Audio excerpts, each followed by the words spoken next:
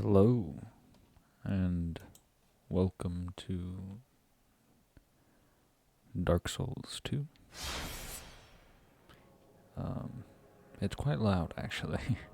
I didn't realize how loud it was.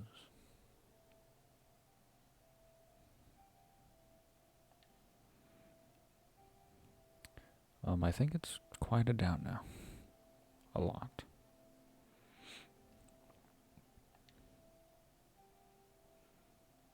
Anyway.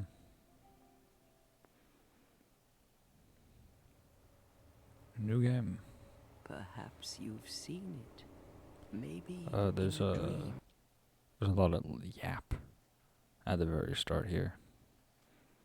Whole cutscenes and whatnot. This is a cool cutscene. If you watch the cutscene before this, you like jump into a big, like a vortex, and then your character just like lands down here. The Things Betwixt. Pretty cool area. I really like this thing Dark Souls 2 does, where you kind of start out as, you know, just like a random character, and then you go and make your character. I don't know, the flow of the game is better like that, in my opinion. There's these guys. They're weird. I really don't know what they are. They don't attack you, I don't think. They're really odd.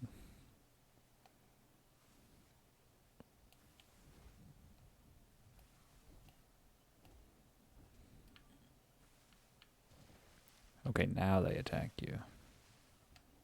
They do get mad if you attack them. I'm gonna die. Oh man. I backed myself into a corner. One death. It doesn't matter much though.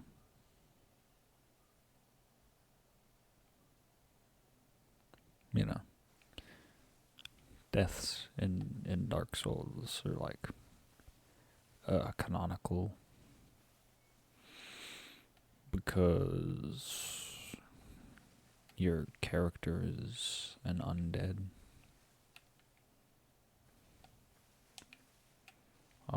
The actual term for it is different in every game.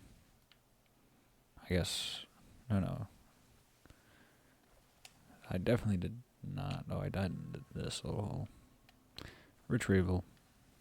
There's nothing really to retrieve.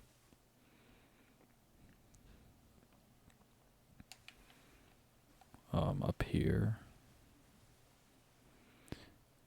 is this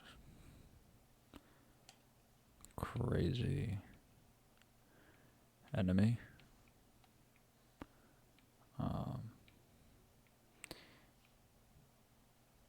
Yeah, I don't know about all that. A lot of people fight it. I forget why. I think it just gives like a good item. Or maybe a good amount of souls. There's all these ladies. I can't remember their exact lore implications, but they're weird. Recall your name. Oh, I have a keyboard.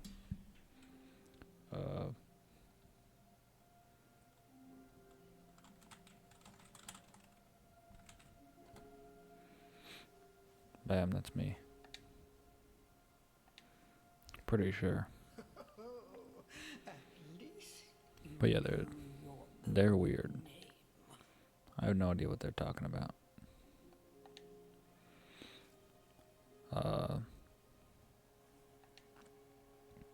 All different types of classes. I don't know what I want to go with. god, that is. I, I really forgot how funky of a class that one is. We don't go.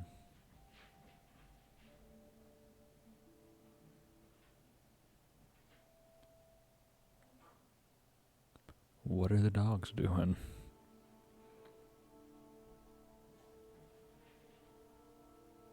I don't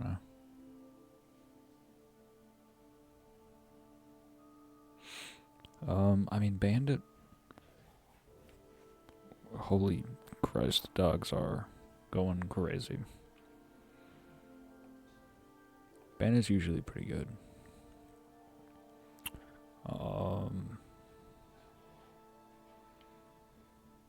But who knows? We'll go swordsman. I really have no idea what the dogs are doing. Human effigies are good. But,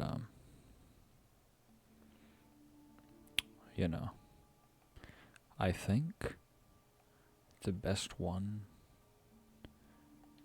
like, technically is petrified something.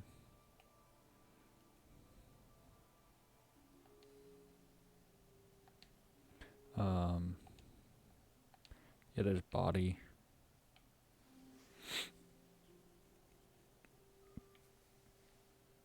Where you could be like, I'm a man, I'm a woman. Technically being a woman's better.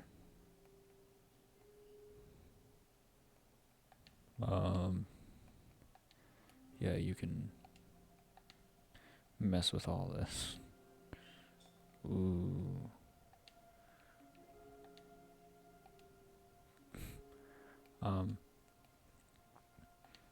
But yeah. Yeah, there's like a bunch of settings you can mess with. They don't actually really matter. Bam, there's all your stuff. And those are the 3 keys to the DLCs, which is fun. In the Dark Souls games, Dark Souls 1, Dark Souls 2, and Dark Souls 3, the female body type was actually... How do I power stance again?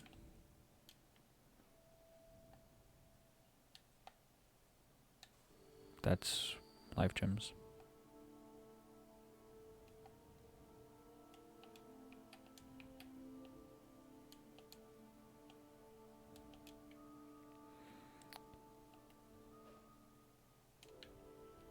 Can these be dual wielded? I can't remember. Scimitar and short sword. I actually don't think they can. Since this is a curved and that's a straight sword. They have like different attack patterns, I think. What is the... I don't know what's going on. I'm a little... Here we are. Player stats. Equipment stats. Where... Man,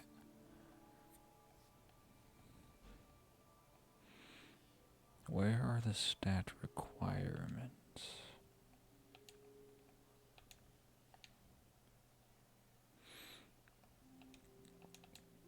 Oh, they're right here. Okay. 7 strength, 16 dex. 7 strength, 10 dex. I have 9 strength and 16 dex. I think I have to have like double the strength, or not double, like 1.5 times strength stat to power stance them. So I think I'm just actually too weak currently to power stance, which is a thing, I suppose. Is there something upstairs? I forget. I'm pretty sure there's a little something upstairs.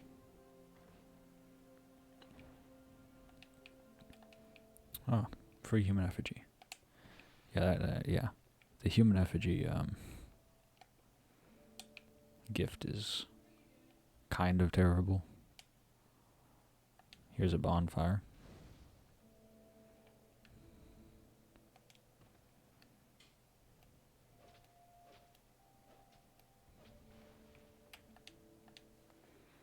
And then, you know, some souls. The torch is a weird item in this game. It has like a limited timer on it and whatnot.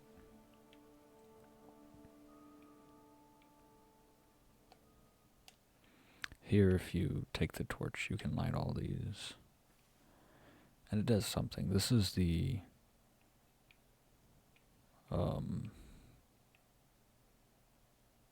like starter area. The tutorial area, rather. I forget how I get up there. I think I just have to go into this. And then I'll figure some way up from there. But yeah, they give you some enemies to fight.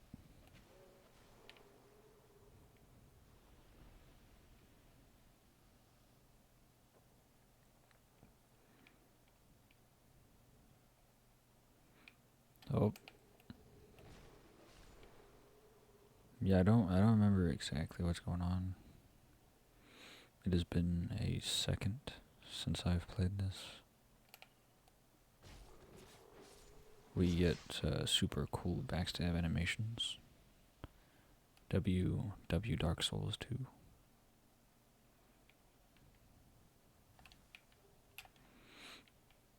In case you don't know, Dark Souls 2 is like black sheep in the Dark Souls trilogy. A lot of people don't like it because it feels quote unquote unsoulsy because of the way it does a lot of mechanics. But you know, it is what it is. I like it. It's a fun game.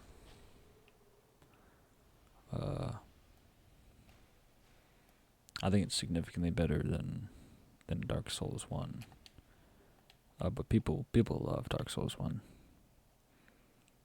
But I think Dark Souls 1 is just too old of a game.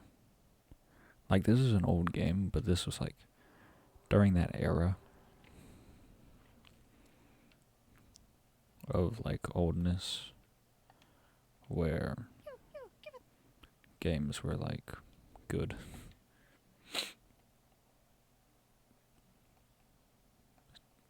Where's the petrified something? Oh, it's right here. And then this is leave it.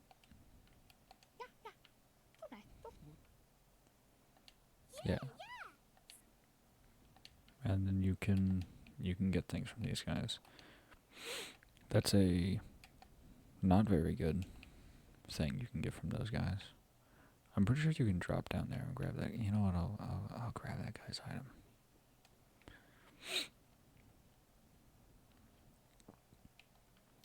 What do we have down here?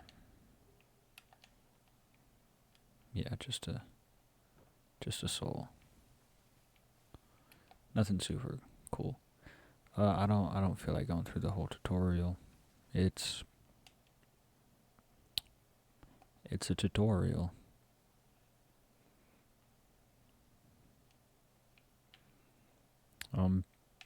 Yeah, what's going on here?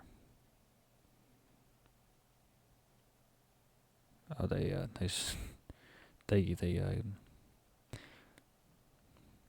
who knows how they died. Oh, welcome to Majula. Or Majula. I don't know how you want to say it. Looks beautiful. Just what a what a setting for a game. Genuinely one of the prettiest games. Like, it's just, it's so pretty, so nice. Dark Souls 1 is, you know, purposefully, but still.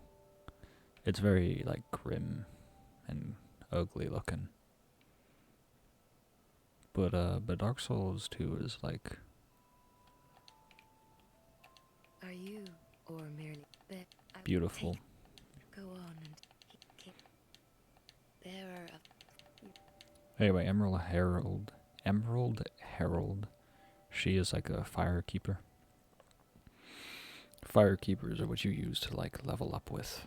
They, you can level up if you talk to them. What?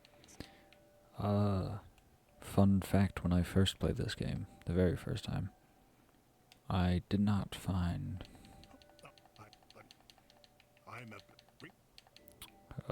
Yeah, he's rude, but he's chill. Eventually. Anyway, when I first played this game, I didn't actually notice that the Emerald Herald was standing over there. I never went and talked to her. And I ended up going through like half of the game. Not half, but I forget you just hit it. That's an Estus Flask shard. It raises the Estus Flask. Anyway, when I first played this game, I didn't know she was over there, so I went through a large portion of the game without an Estus Flask, which is the main healing item in this game. It's rechargeable every time you rest at a bonfire.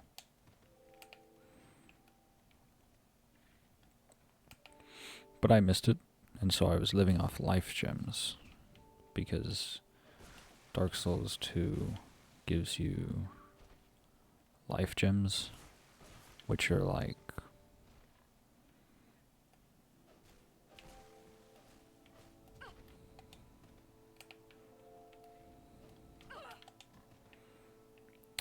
which are like what I have right here in my inventory.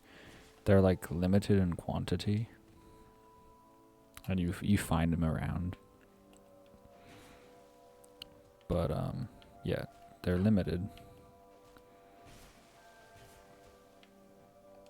Youch.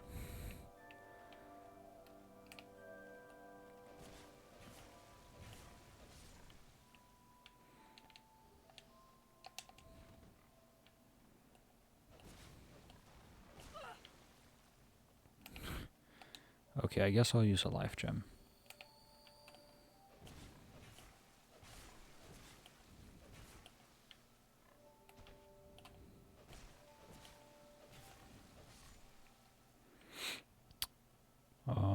But yeah, I had no Estus, so I just died a bunch, and I would just use those, and I would run out, and then I would just have to somehow go about not having any heals. And then I found the Estus, like way later. I also couldn't level up, so I was playing on like a very hard mode when I first played this game. But I did find her eventually, and it was fine. In Dark Souls 1, you are forced to grab the Estus. It is like a forced encounter, I think. Or maybe if you don't go in there, he still ends up dying and you get it anyway. I can't remember. But I do know that in DS1, you cannot go without the Estus. It's just like hard-coded. But it's fun.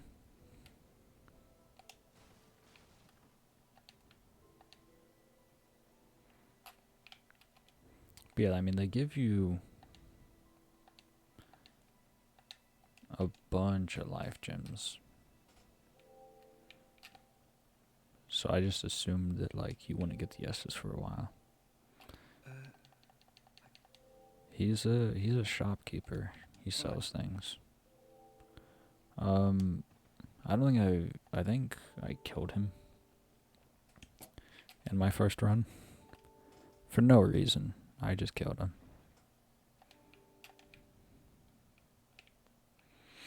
But you know. It is what it is.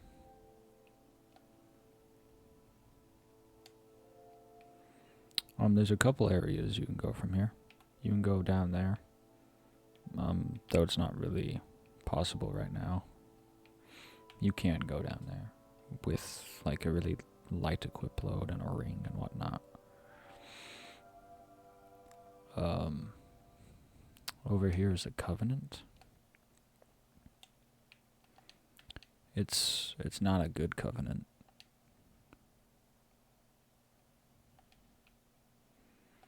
But it is a covenant.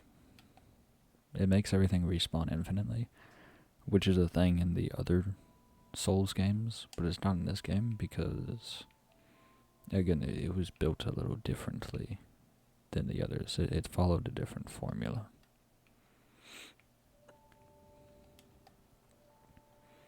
Anyway, the easiest place to go from here is all the way back there, down that path, into the Forest of the Fallen Giants. Besides that, the first area I went to, and a lot of new players also, is Hyde's Tower, which is through that door right there. It goes into a tower place, like a big tower. It's cool. Also over here, you come out of the Things Betwixt, and I don't remember exactly where it is, but you can, not right here, I don't think.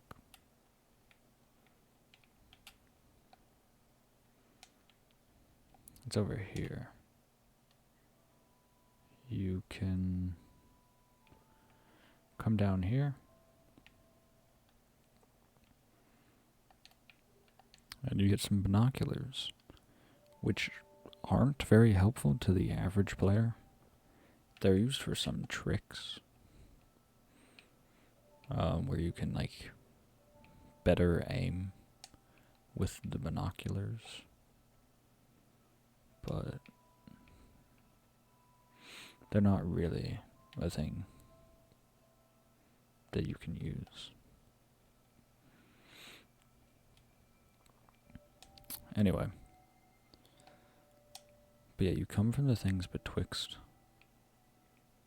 which I think is over here. Right, just a massive crack in the wall.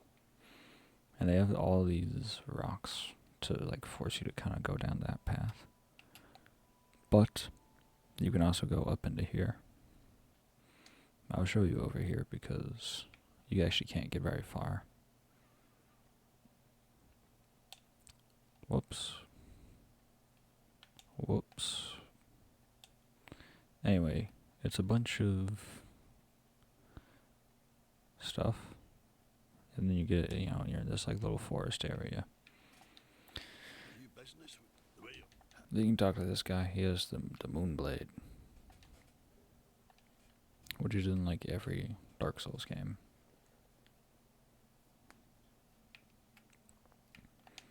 In here, there's weird fellas.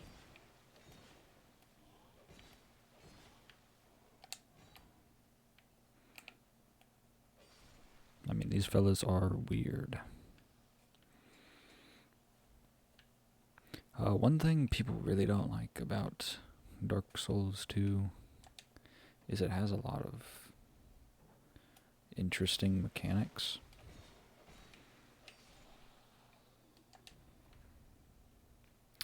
For example, weapon damage in like Dark Souls 1 is super linear. Weapon does this much damage. Bam, it does that much damage. Anyway, you can't really get far through here, so yeah, you kind of just come here. Then you're like, oh shucks, I can't go anywhere. And then you leave. But yeah, in Dark Souls 1, a weapon does this much damage. That's how much damage it does. In Dark Souls 2, there's a lot of factors into weapon damage. So a weapon has like base damage, but then it has a sweet spot on it that does more damage. And then enemies have weak spots, which is also a thing in Dark Souls, but I think it was mostly for bosses and had nothing to do with like normal enemies. But Dark Souls 2 has it for like way more stuff. We're gonna go to the Forest of Fallen Giants, because that's, the proper first area.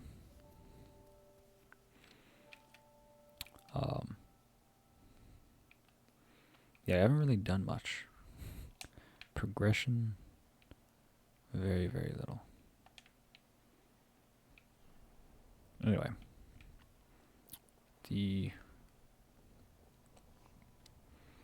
Yeah, but weapon damage in this game is weird. If you clip through something, you see how there I like hit it, but I could clip through it because like most of my weapon didn't hit it. Like sometimes it would deflect like that, but then other times you'll get like a clip through it like that. And in Dark Souls 2, if you hit an enemy after clipping through a wall or something, it reduces your damage, because you just like got slowed down by the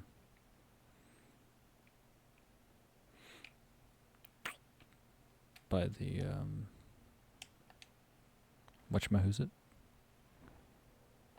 By like the wall. But in earlier games, they didn't care about that. I'm pretty sure in Dark Souls 3, they just got rid of that. They made weapon damage calculation way simpler in most of the games. But in this game, there's like a whole bunch of factors that go into it, which makes people not super happy, since they don't know exactly how many hits it'll take to kill something. Usually you can like be like, okay, one hit does 500 damage, and so it'll take 5 hits to do 2,500. In this game, it's much more roughly. Like I do roughly 500 damage, and so I'll do roughly 2,500 in 5 hits. But I could get weak shots and crits. This guy is angry. He charges at you. I backed up because there's an archer right, but I have binoculars.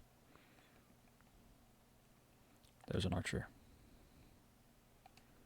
I guess I have to equip this, like here. Maybe. I don't know how binoculars work.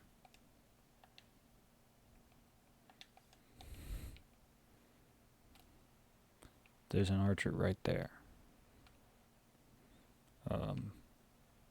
And so, actually he's not right there, I'm wrong.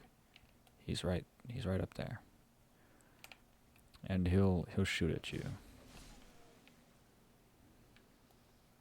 But yeah, notice that, it was 2 of the same enemy. And I hit both of them, but one of them only got hit by the tip of my sword, and not, like fully hit by me. And so he didn't take full damage. And so he didn't die, even though he got hit twice.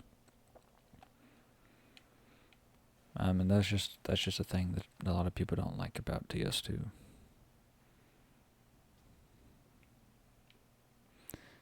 Unfortunately, ow. This guy is like a stronger enemy. And the archer is like right there. Youch. Okay. The archer is right there. So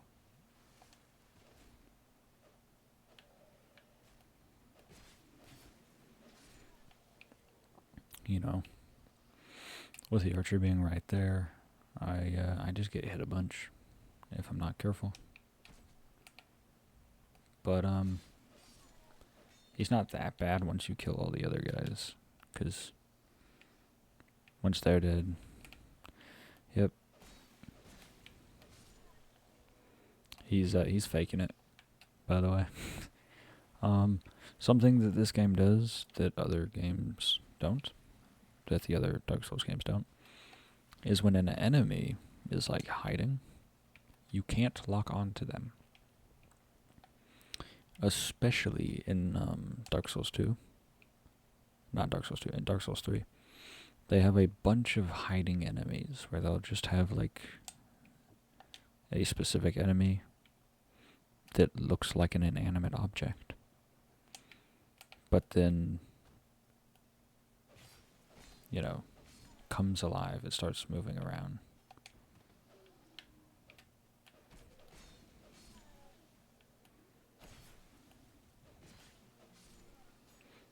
But, you know, you can't lock on to them in this game and see that they're actually faking it.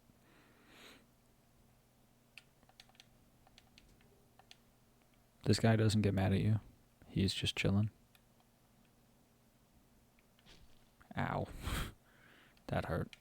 But yeah, like, I think this guy is like a fake dead body. Maybe not.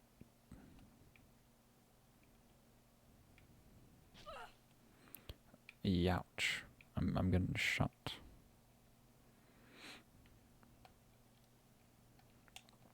Anyway, I have no Estus, so I'll just use a life gem.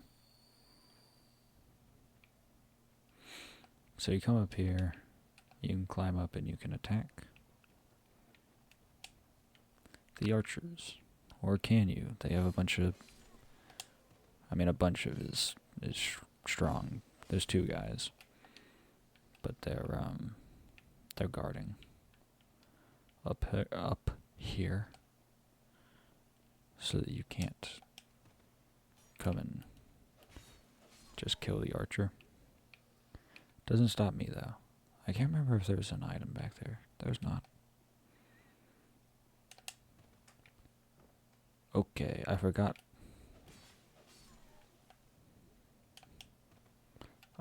Dark Souls 2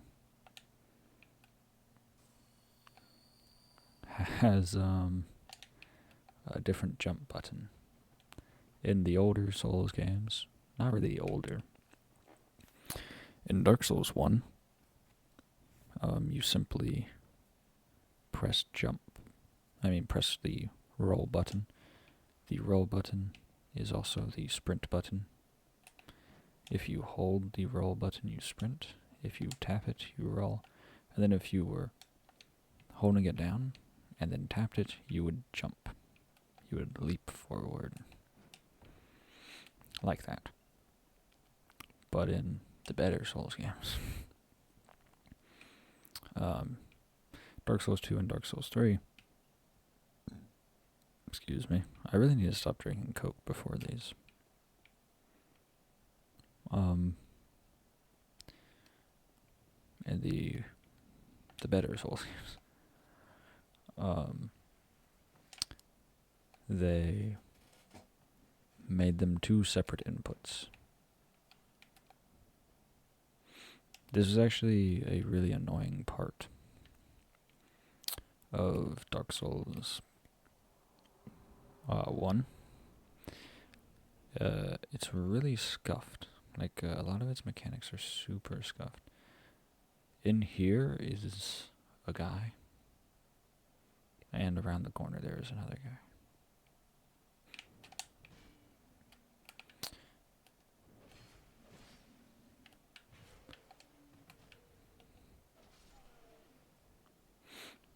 I forget that weapons have durability.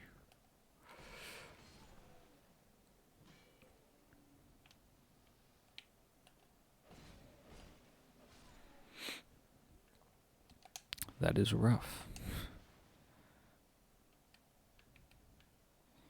This is a stronger guy.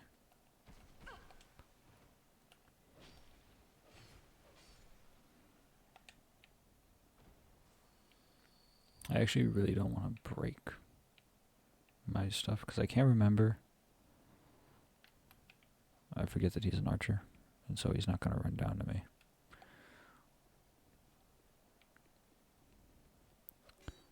Yeah, they have like this weird gank. Okay.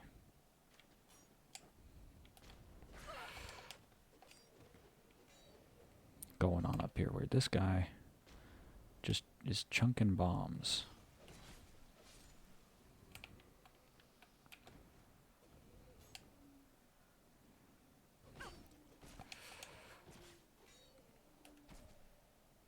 Okay. I actually don't want to die.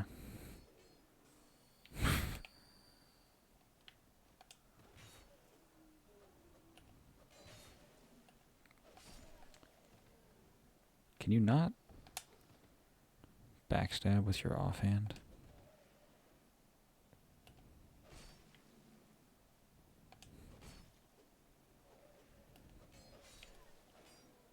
I guess you just can't backstab when they're like that. I don't know. Maybe you can't backstab these people. I'm gonna just switch off of my scimitar so that I don't break it. A buckler is a good parry item. Actually, here I'll just for now. Short sword. Actually, I have two short swords. Yeah, I can't power stance him right now because I'm weak for sure. But I'll equip a buckler. This lets me parry.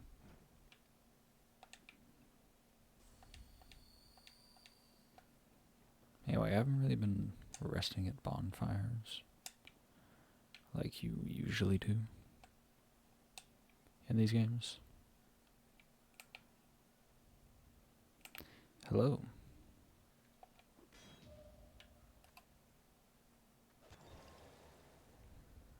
But that was a parry. Pretty cool. And then a super cool little, crit animation. I really like Dark Souls 2. Crit animations. They're very cool. Anyway.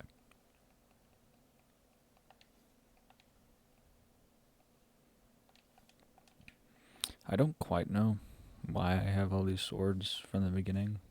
There's probably some reason. Also, when you rest at a bonfire, your durability goes back up. That's a thing that Dark Souls 1 didn't do, and it was really terrible actually. So things would just break like super quickly. Really bad, really bad. This lady is yucky. We don't like her. She has the key to this blacksmith that we like.